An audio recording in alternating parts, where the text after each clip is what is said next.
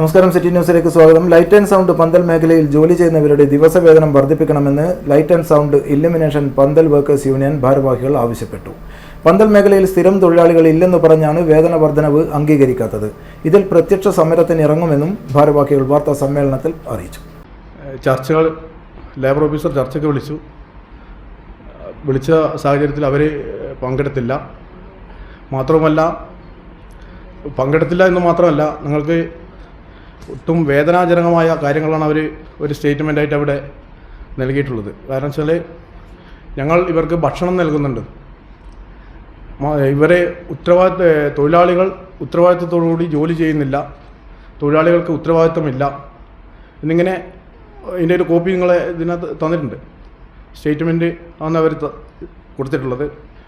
Last labour officer ഇവർക്ക്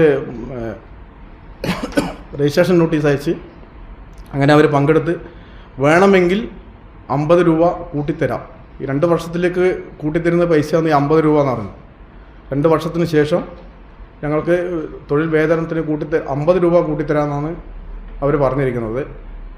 അതും വേണമെങ്കിൽ, അല്ലെങ്കിൽ നിങ്ങൾ കിട്ടുമ്പോൾ വാങ്ങിക്കോ എന്നുള്ളൊരു വ്യവസ്ഥ പറഞ്ഞിട്ടാണ് അവരൊന്ന് ഇറങ്ങിപ്പോയത്.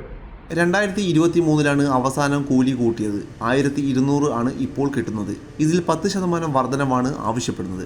തൊഴിലാളി യൂണിയന്റെ നേതൃത്വത്തിൽ നവംബറിൽ ദിവസവേതനം സംബന്ധിച്ച കരാർ പുതുക്കണമെന്ന് ആവശ്യപ്പെട്ട് ലേബർ ഓഫീസിൽ പരാതി കൊടുത്തിരുന്നു. പലതവണ ചർച്ച നടന്നിട്ടും ഉടമകൾ തങ്ങൾക്ക് സ്ഥിരം തൊഴിലാളികളല്ല എന്ന് പറഞ്ഞ് ചർച്ച പരാജയപ്പെടുകയാണ് ഉണ്ടായത്. പന്തൽ മേഖലയിൽ സ്ഥിരം തൊഴിലാളികൾ ഇല്ലെന്നും തൊഴിലാളികൾക്ക് ഉത്തരവാദിത്തമില്ലെന്നും എന്ന കാരണം പറഞ്ഞാണ് ദിവസവേതനവും മറ്റ് ആനുകൂല്യങ്ങളും തരാൻ പറ്റില്ല എന്ന് ഉടമകൾ പറയുന്നത്. കൂലി വർധനവ് ആവശ്യപ്പെട്ട് പ്രത്യക്ഷ സമരം നടത്തുന്നതടക്കം ആലോചിക്കുമെന്നും ഭാരവാഹികൾ പറഞ്ഞു. ജില്ലാ president Nixon Franco, secretary Sudheesh Kanhileri, vice president MP Premarajan, Aneesh MV, Divakaran KP എന്നിവർ പങ്കെടുത്തു.